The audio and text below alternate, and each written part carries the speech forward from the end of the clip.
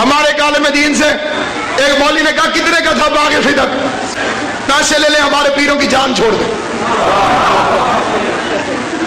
किबला ने कहा पैसे तो अपने पास रख, टक्के की हांडी गई, कुत्ते की जात पहचानी गई। इससे ज्यादा फसाद बर्पा करो, जितना जोर है लगाओ, तुम्हारी शरारतें लानतियों को रजी अल्लाह नहीं बना सकता। चोर हमेशा चोर होता है, मुअज़्ज़िज़ नहीं बन सकता। चोरी हुई है और बड़ी डंके की चोट पर तुमने की है, सीना जोरी भी साथ करते हो, तुम दुनिया में इज्जत माफ बन सकते हो। दुनिया में फिरौन की भी बड़ी इज्जत थी, बंदे उसे खुदा कहते थे।